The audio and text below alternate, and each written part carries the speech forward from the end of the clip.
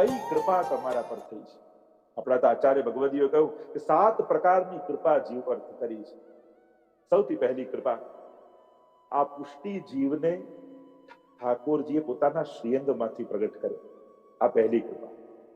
કારણ કે મહાપ્રભુજીનું 16 ગ્રંથમાં વચન છે, પુષ્ટિ કાયેન નિશ્ચય.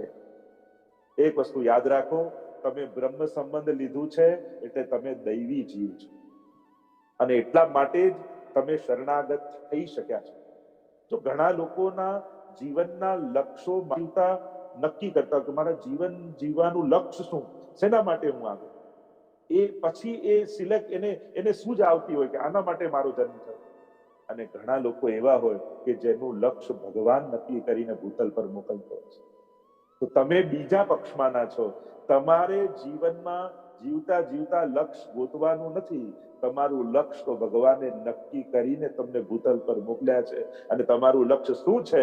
મહાપ્રભુજી આજ્ઞા કરી, સર્વદા સર્વભાવેન ભજનીયો વ્રજાધિપ સસ્યાયમેવ ધર્મો હિ નાન્ય ક્વાપી કદાચ.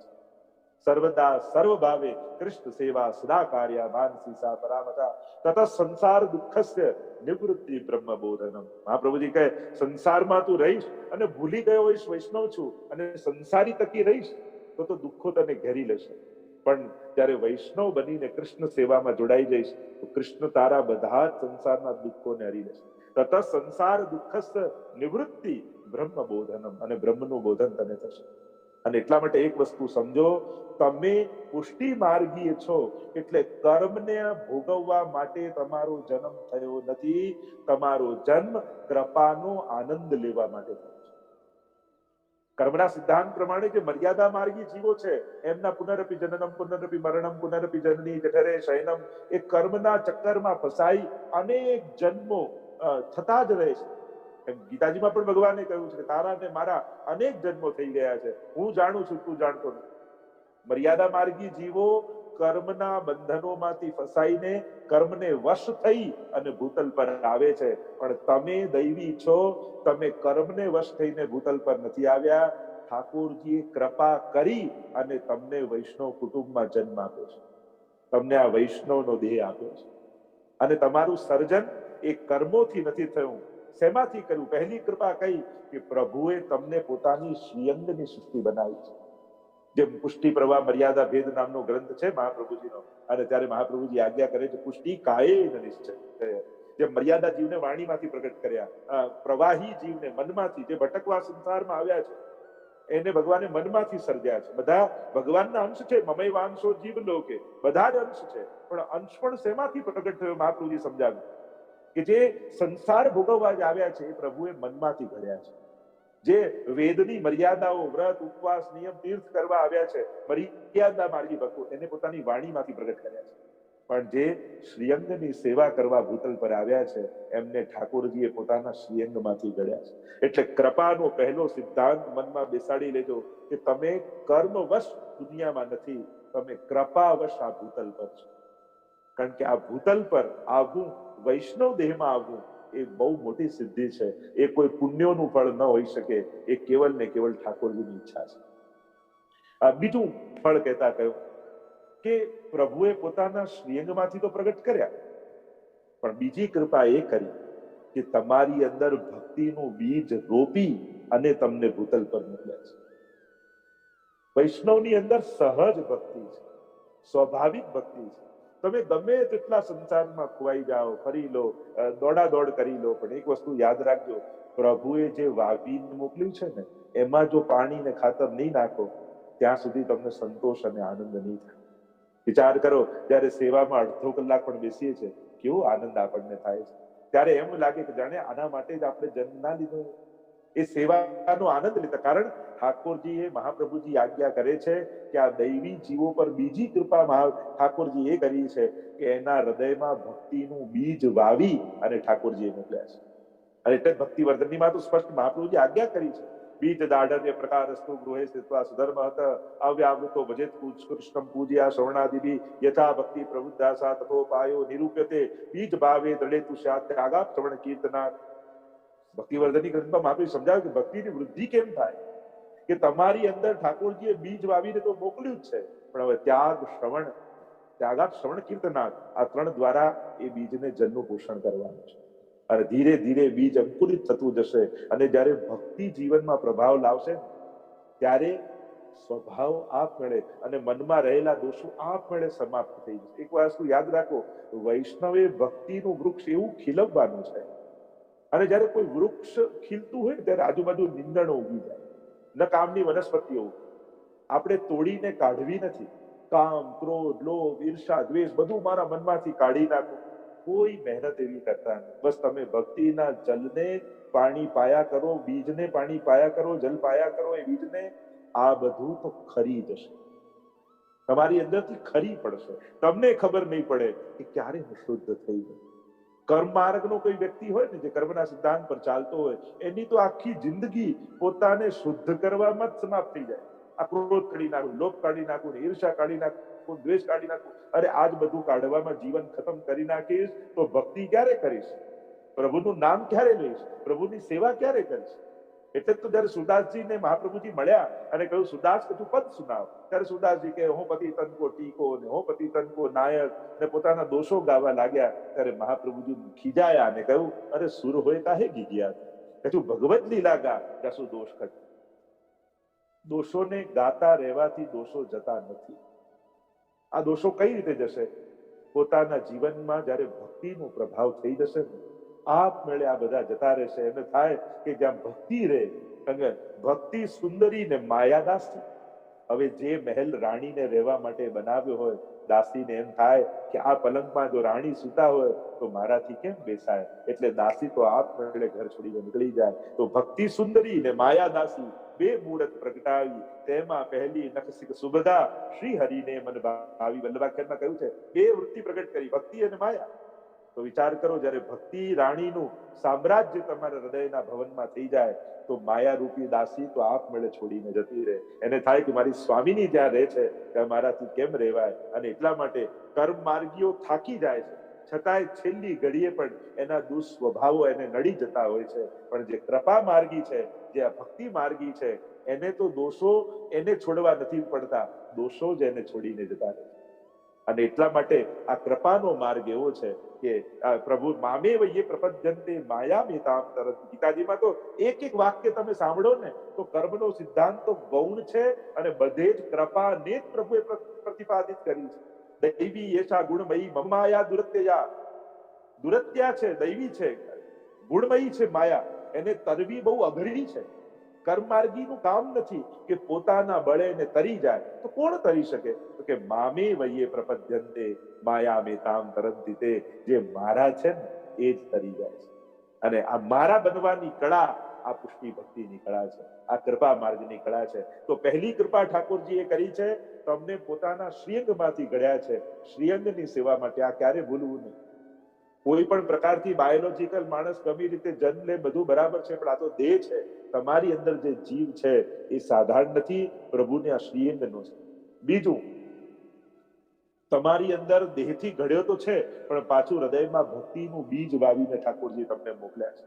અને એ ભક્તિનું બીજ વાવીને જયારે તમને મોકલ્યા છે ત્યારે એક કર્મના સિદ્ધાંતો બાજુમાં મુકાય છે અને કૃપાના માર્ગે જીવ આગળ જતો થાય. ત્રીજી કૃપા શું કરી ઠાકોરજી? કે એક તો પોતાના શ્રીંગમાંથી પ્રગટ કર્યા, અને કૃપા માર્ગની બીજી કૃપા થઈ કે ભક્તિનું બીજ વાવીને મોકલ્યા. અને ત્રીજી કૃપા એ કરી કે આપણા જેવા હજારો દોષોથી ભરેલા જીવને શ્રી વલ્લભનું શરણું આપે. સ્વયં પ્રભુ મહાપ્રભુ બની આપણા માટે ભૂતલ પર આવે. જો આ કૃપા માર્ગ કઈ રીતે કામ કરે છે, કઈ રીતે કૃપા માર્ગની સ્થાપના મહાપ્રભુજી ને ઠાકોરજી આ ભૂતલ પર કરી છે કે જેથી જે કર્મ દ્વારા નથી કરી શકતા એ મારી કૃપા દ્વારા કરી.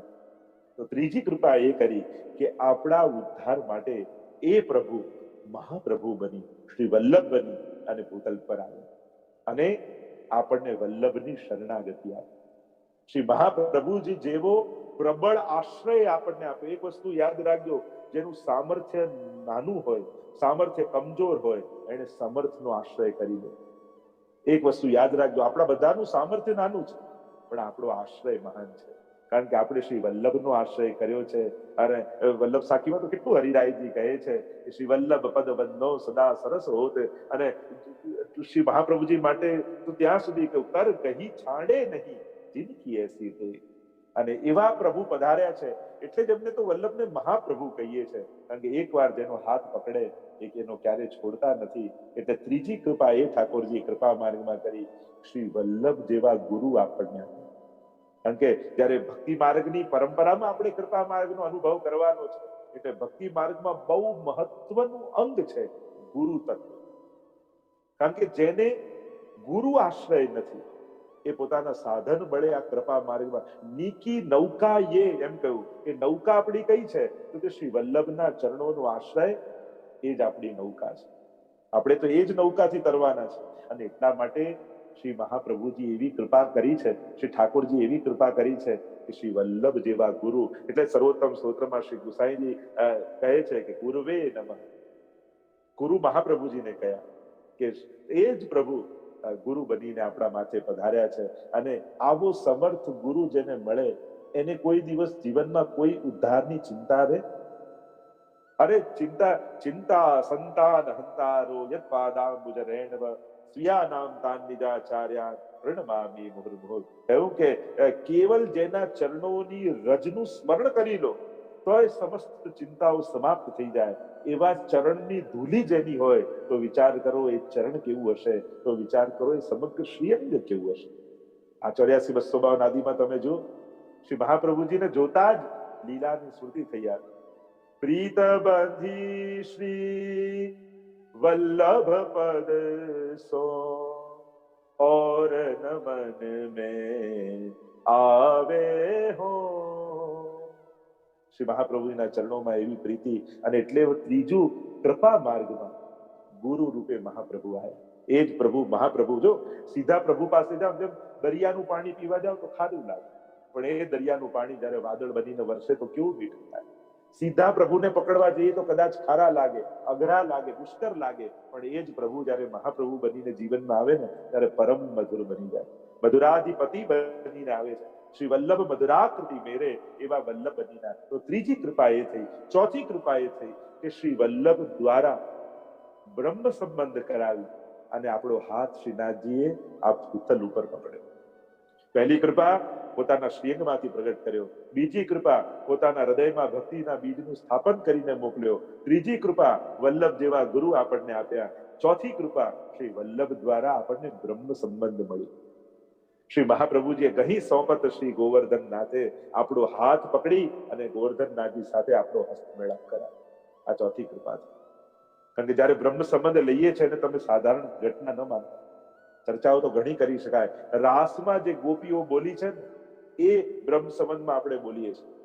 એટલે કે તમે રાસના જીવ છો, લીલાથી વિખૂટા પડેલા છો, ભૂતલ પર સ્વામીજી રૂપ વલ્લભ પધાર્યા છે અને ફરી તમારો રાસમાં પ્રવેશ કરાવે છે.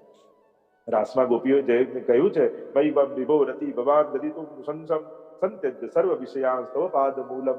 બધું છોડી આપના શરણે આવ્યા છે, અમારું જે કાંઈ પણ છે બધું આપનું છે. બ્રહ્મ સંબંધમાં આપણે આ જ બોલીએ છીએ કે જે દેહ અવિત ઘર બાર આલોક પરલોક આત્મા સહિત પ્રભુ આપને સમર્પિત થાઉં છું. અને આત્મસમર્પણ આપણે કરીએ છીએ અને 5 અક્ષરનો મંત્ર પંચાક્ષર બોલીએ છીએ કે હે કૃષ્ણ હું તારો છું. અને જ્યારે આ મંત્ર તમે બોલો છો ત્યારે તમે કૃષ્ણના નથી થતા, એ ક્ષણે કૃષ્ણ તમારો થઈ જાય છે. આપણને એમ લાગે કે આપણે સર્વસ્વનું સમર્પણ કરીને પ્રભુના થયા. અરે આ તો તમારી દ્રષ્ટિ છે. મહાપ્રભુજીની દ્રષ્ટિએ જુઓ, એક ક્ષણે ઠાકોરજી તમારો થઈ જાય છે. પછી તો શ્યામ લગ્યો સંગ ડોલેરી માઈ. પછી તો એ તમારે, કારણ કે એક વસ્તુ યાદ રાખજો, ઠાકોરજી જલ્દી કોઈને ભક્તિ નથી આપતા અને ભક્તિ આપે તો જલ્દી કોઈની જોડે સંબંધ જોડતા નથી. પણ મહાપ્રભુજીએ કૃપા કરી અને આપણો સંબંધ કરાવ્યો, બ્રહ્મ સંબંધ કરાવ્યો. અને આમ ઠાકોરજી આપણા હાથને પકડ્યો આ ભૂતલ પર જે પ્રવાહમાં વહી જતા હતા એના હસ્તને કહ્યું. અને આ સાધારણ ઘટના નથી. ત્યારે ઠાકોરજી આપણો હાથ પકડ્યો. હમણાં વિસ્તાર નથી કરતો. 5મી કૃપાની ચર્ચા કરું તો જયારે બ્રહ્મ સંબંધ લીધું ત્યારે 5મી કૃપા એ થઈ કે આપણે સમર્પણ કર્યું, નિવેદન કરી દીધું, બોલી દીધા. એને નિવેદન કહેવાય. સત્ય મંત્ર બોલો ને તમે, એને નિવેદન કર્યું કહેવાય કે અમે આ બધું તારું છે એવું બોલ્યા. તો બોલ્યા તો ખરા, પણ હવે એને જીવીએ ને એને સમર્પણ કહે. અને આપણા સમર્પણને સિદ્ધ કરાવવા માટે બ્રહ્મ સંબંધ પછી ઠાકોરજી કૃપા કરી અને આપણા ઘરે આવીને બિરાજી ગયા. આ ઠાકોરજીની પાંચમી કૃપા કે જો ખરેખર મર્યાદા માર્ગી તો એવું ઈચ્છે છે કે હું ક્યારેક ભગવાનના ધામમાં જાઉં. દરેક ભક્તોની શું, તમે નોર્મલ જોવા જાઓ તો દુનિયામાં એવું છે ભગવાનના ધામની પ્રાપ્તિ થાય, પણ અહીંયા તો કૃપા માર્ગ છે ને, તો કર્મ માર્ગનો સિદ્ધાંત છે. કૃપા માર્ગમાં તમે ભગવાનના ધામમાં જાઓ એમાં મહાપ્રભુજીને રસ નથી, પણ તમારું ઘર ભગવાનનું ધામ બની જાય એમાં મહાપ્રભુજીને રસ છે. અને એટલા માટે સાધારણ ગુરુ હોય એ તમને વૈકુંઠ મોકલે, પણ મહાપ્રભુ જેવા ગુરુ હોય એ તમારા ઘરને વૈકુંઠ બનાવી દે, એ તમને વ્રજભક્ત બનાવી દે. આ જે ચમત્કાર કે ચમત્કાર શું છે કે સાધારણ માણસમાંથી તમે વ્રજભક્ત બની જાઓ, આનાથી મોટો બીજો ચમત્કાર શું હોય છે? એટલે પાંચમી કૃપા એ કરી કે આપણા સમર્પણને સિદ્ધ કરા. કારણ કે આપણે બોલી તો દીધું, પણ બોલ્યા પછી જે ગીતાજીમાં કહ્યું ભગવાને કે યત કરોસી યદસ્નાસી યત જુહોસી દદાસી યત તપસ્સી કૌંતેય તત્કુરુસ્વ મદર્પણમ. તું જે ખાય છે, જે હોમે છે, જે કરે છે, બધું મને સમર્પિત કર. એટલે આપણો સેવા માર્ગ છે ને કોઈ જુદો નથી, એ તમે ગીતાજીને જીવી રહ્યા છો, ભાગવતજીને જીવી રહ્યા છો. એટલે જે નિવેદન છે, જે મોટી મોટી વાતો છે ગીતાજી ભાગવતજીમાં, એને પ્રેક્ટિકલી લાઈફમાં જીવવું એટલે પુષ્ટિ માર્ગનો સેવા માર્ગ. તો ઠાકોરજી કૃપા કરવા માટે તમારા પર, એટલે સેવા કરી આપણે પ્રભુ પર ઉપકાર નથી કરતા, પણ આપણા ઘરે બિરાજી ઠાકોરજી આપણા પર વિશેષ કૃપા કરે છે. એ કેમ બિરાજે છે? જેથી આપણે આપણું સમર્પણ સિદ્ધ કરી છે, આપણી આ એકાદશ ઇન્દ્રિયોને ભગવત સેવામાં વિનિયોગ કરાવી છે, આપણા તન મન ધનને ઠાકોરજીને અર્પિત કરી શકીએ, એના માટે ઠાકોરજી આપણે ત્યાં બિરાજ્યા છે. આંખ તો મળી છે, નિવેદન કર્યું કે બધું તારું, પણ આંખને એમ થાય કે ઠાકોરજીના દર્શન ક્યારે મળે? પણ ઘરે ઠાકોરજી બિરાજતા હોય અને ઘંટડી વગાડી, 3 તાળી વગાડીને ઠાકોરજીને જગાવવા જાઓ અને આંખ મારી ઉઘડે ત્યાં શ્રીજી બાવા દેખું, ધન્ય મારું જીવન કૃપા એની લેખું. તો આંખોનું સમર્પણ સિદ્ધ થયું કે નહીં? કારણ કે જે આંખ સંસારને જોતી હતી એને રોજ સવારે 1 કલાક તો 1 કલાક પણ શ્રીજીની સન્મુખ શ્રીજીને જોવા મળે છે, તો આંખો પ્રભુની થઈ કે? આ જ કર્મ જે દોડા દોડી કરતા હતા આખો દિવસ પોતાના પેટ માટે, પણ જો ઠાકોરજી ઘરે બિરાજતા હોય, સવારે ચલો જગાવવાના છે, સામગ્રી લાવવાની છે, બજારમાં જઈએ, કઈક સામગ્રી લાવીએ, આ કરીએ, કમાવા જાઉં ઠાકોરજી માટે, કમાઈને લાવીશ તો બધું કરી, પછી જેટલું દોડો છો હાથ પગે બુદ્ધિ એથી, એ બધું તમારા સમર્પણને સિદ્ધ કરી રહ્યા છો. એવું ન વિચારતા કે તમે જોબ પર જાઓ છો, કમાવા જાઓ છો, આ ક્યારેય નહીં વિચારવું. તમે કૃપા માર્ગના પથિક છો. સતત એમ વિચારવું હું મારા સમર્પણને સિદ્ધ કરી રહ્યો છું, કે મારા સમર્પણને કેમ કરીને સિદ્ધ કરવું. બસ આ જ રસ્તો આપણો છે. જેમ એ કોઈ કે આ બધા સંસારના કામ અને ભગવાનની સેવા કઈ રીતે ભેગું થાય? હમણાં એક જગ્યાએ કહેતો હતો, કદાચ નેરોઈમાં વાત કરી, કે કોઈક માં હોય અને ખોળામાં બાળકને તેડે અને તેડીને કેવું રસોઈ બી બનાવી લે, શાકભાજી લઈ આવે, ચોખ્ખું પણ કરી લે, ઘરે સાફ કરી લે, પણ ખોળામાં તેડેલું બાળક હોય. એમ શું 24 કલાક ભલે ભાવનાત્મક રૂપે આપણે આપણા લાલનને આપણા ખોળામાં તેડી ન રાખી શકીએ? એમ કેમ માનો છો કે તમે પોઢાઈને નીકળી ગયા? એ તમારી ગોદમાં જ છે, તમારા હૃદયરૂપી ગોદમાં બિરાજે છે. તમારો લાલન સતત તમારી સાથે તમારા દરેક પ્રતિપલ થતા કર્મોનો સાક્ષી બની તમારા સમર્પણને સિદ્ધ કરાવી રહ્યો છે. આ જે કાંઈ તમે કરી રહ્યા છો એ તમારા તન મન ધન દ્વારા આ જે બ્રહ્મ સમન ટાઈમે બોલ્યા છો એ બધાનું ઠાકોરજી આપણા માથે ઘરે બિરાજી આપણા સમર્પણને સિદ્ધ કરાવી રહ્યા છે, આપણને સનાથ કરી રહ્યા છે. અને એટલા માટે દરેકના ઘરે ઠાકોરજી બિરાજવા જોઈએ. ભલે પુષ્ટાવતા નહીં, પણ પ્રભુ જરૂર પધરાવજો, ક્યાંક ચિત્ત એમનામાં રહી શકે. કારણ કે ઘરમાં ટીવી માટેની જગ્યા હોય, રમવા માટેની જગ્યા હોય, સુવા માટેની જગ્યા, જમવા માટેની જગ્યા હોય, તો શું ભક્તિ માટેની ખૂણો નહીં રાખવાનો? એક ખૂણો એવો નહીં કે ત્યાંથી પસાર થાવ તો ઠાકોરજી યાદ આવે. જેને ઘર આપ્યું એ જ ઘરમાં નહીં હોય તો એ ઘર શું કારક કેમ બનશે? અને એટલા માટે પાંચમી કૃપા ઠાકોરજી આપણા માથે બિરાજીને એ કરી કે આપણા સમર્પણને સિદ્ધ કરાવ્યું ઠાકોરજીએ. છઠ્ઠી કૃપા એ કરી કે નિસ્સાધન જીવો આપણે બધા છે. કોઈ સાધન પ્રભુને રાજી કરી શકે એવું નથી. એક વસ્તુ યાદ રાખો, તમારી કોઈ પ્રવૃત્તિ એવી નથી કે રાજી કરી શકે, તમારી વૃત્તિથી રાજી ઠાકોરજી થાય છે. તમે એમ થાય, જો સેવા એ કોઈની જાહો જલાલીનું અનુકરણ નથી કે આમ ભોગ કરતા, નાવા વાસણો, નાવા શિંગારના. તમે 84-252 ની વાર્તામાં જુઓ તો ક્યાંય કોઈની પાસે આવું તમારા જેવું ઘર તો નહોતું. એક ઝૂંપડું હતું ને એમાં એક ઓરડો હતો, અને રોજ કમાઈને લાવે તો ખાય ને કાલે શું ખાઈશું એ ખબર નહોતી. પણ વિશ્વાસ એવો હતો ને કે પ્રભુ બિરાજતા. એને એમ નતું થતું કે મારા ગયા પછી કોણ ઠાકોરજીની સેવા કરશે, એને એમ નતું થતું કે હું ગરડી થઈશ તો પછી કોણ સેવા કરશે, લાવ યુવાનીમાં નથી કરી. ના ના, અરે જે સમય છે એને ચૂકો તો શા માટે? આપણે તો બહુ ભવિષ્યનું વિચાર કરી વર્તમાન બગડવા નહીં દેવું. અત્યારે શરીર ચાલે છે અત્યારે કરીએ.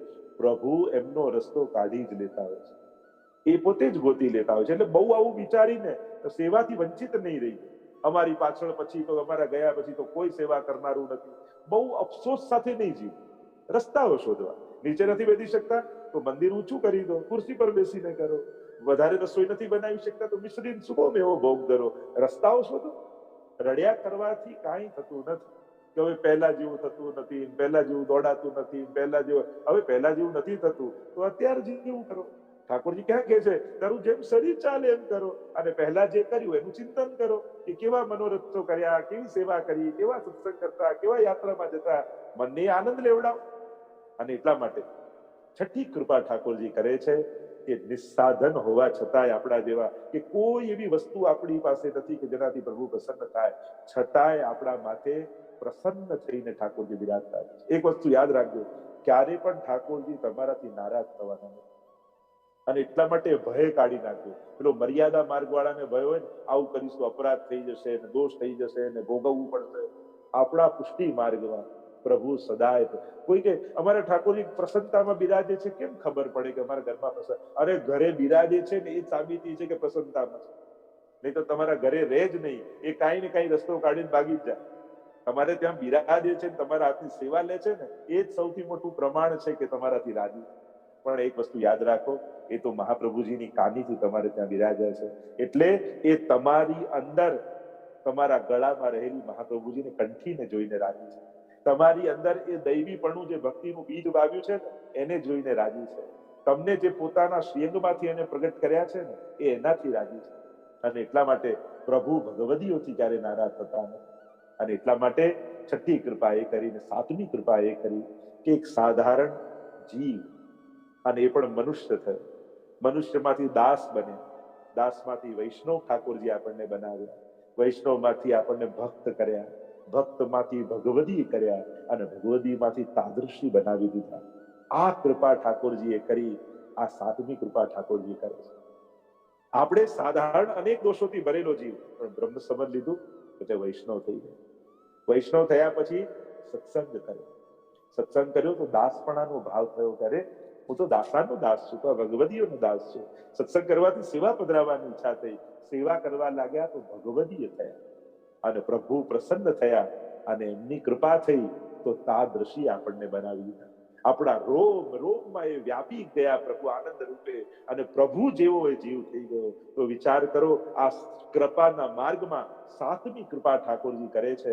એક સાધારણ જીવની છેક જીવમાંથી તાદૃશી બનાવવાની યાત્રા આપણને પ્રભુ કરાવે છે. તો આ જ આપણી સાધનાનો માર્ગ છે કે અત્યારે સાધારણ મનુષ્ય હતા, મનુષ્યમાંથી વૈષ્ણવ થયા છે. વૈષ્ણવમાંથી દાસ બનવાની કોશિશ કરી. ઠાકોરજીની સેવા કર્યા પછી માંગવાની ઈચ્છા થાય તો એટલું માંગજો કે પ્રભુ મારી દાસ બુદ્ધિ દ્રઢ થાય એવું કરે. પ્રભુ આપ પ્રસન્ન થયા હો તો મને દીનતાનું દાન કરે, મને ક્યારે મદ ના આવે, મને ક્યારે વૈષ્ણવ પ્રત્યે કોઈ અહંકાર ન જાગે, ક્યારે મને કોઈ વૈષ્ણવના દોષ ન દેખાય, એવી કૃપા કરજો. અને જયારે આપણી સમજ ઉત્તમ થઈ જાય ને, પછી સામે કોણ ઊભું છે ગૌણ બની જાય. સામેવાળાનું મહત્વ ત્યાં સુધી જ બનેલું રહે છે કે આ સારો, ખરાબ, દોષોથી ભરેલો, પાપી છે, અપરાધી, આ બધું ક્યારે? જ્યારે આપણી સમજ નાની, આપણો ભાવ નબળો હોય, ત્યારે સામેવાળા સારા ખરાબ આ મૂલ્યાંકનો ચાલતા હોય. જ્યારે આપણી સમજ ઉત્તમ બની જાય ને, ત્યારે સામે કોણ ઊભું છે એ ન દેખાય. પછી તો ઉનકે મન કી હો જાને મેરે મન જગદીશ. હરિરાયજીના એ વચનો આપણને યાદ આવે. પછી તો એના ગળામાં પડેલી મહાપ્રભુજીની કંઠી આપણને દેખાય. પછી તો એના દૈવીપણાનું, કારણ કે આ જે કઈ દોષો છે તો એના સ્વભાવના છે, એનું સ્વરૂપ તો પુષ્ટિ કાયેન નિશ્ચય, આ પણ મારા ઠાકોરજીના શ્રીઅંગની સૃષ્ટિ છે, એનું ભાન આપણને. વિચાર કરો, જ્યારે એ ભાન સાથે આપણે જીવતા હોઈએ, પછી સામે કોણ આવીને કેવા વિચાર સાથે આવીને ઉભો છે. કારણ કે આપણા બધાને આ મૂલ્યાંકન બહુ હોય કે હંમેશા સામેવાળાના મનનું ડિસેક્શન જ કર્યા કરીએ. એમાં શું છે, પવિત્રતા છે, છેતરવા આવ્યો છે, અહંકારી છે, ક્રોધી છે, લોભી છે, આ જ બધું ચાલી અને આપણે આપણા દોષોને જગાવીએ છીએ. સામેવાળાના દોષો તમે નથી જોઈ રહ્યા, તમે તમારા દોષોનું સ્મરણ કરી રહ્યા છો. અને જ્યારે તમારા દોષોનું સ્મરણ કરો છો એના નિમિત્તે, ત્યારે તમે તમારી અંદર દોષોને જગાવો છો. કોઈનો અહંકાર આપણને ક્યારે નડે કે આ બહુ ઈગો વાળો, જ્યારે આપણી અંદર અહંકાર હોય ત્યારે. કારણ કે આપણને ઈગો ના હોય તો કોઈનો ઈગો આપણને ન નડે. કારણ કે ક્યાંક આપણો અહંકાર છે એટલે આપણે બીજાને માન તો સહન નથી કરી શકતા, માન લેતો જોઈ નથી શકતા. અને એટલા માટે ઠાકોરજી પાસે માંગજો કે હું વૈષ્ણવમાંથી દાસ બનું, ભક્ત બનું, ભગવદીય બનું. અને પછી તાદ્રશી, જો જેના હૃદયમાં પ્રભુ બિરાજતા હોય ભગવદી, અને જે પ્રભુના હૃદયમાં બિરાજતા હોય એ તાદ્રશી. પહેલા તો ભગવાન આપણા દિલમાં આવે, પણ જ્યારે આપણી ભક્તિ સર્વોચ્ચ અવસ્થાએ પહોંચે છે ત્યારે એ જીવ ભગવાનના દિલમાં વાસ કરી જતો હોય છે.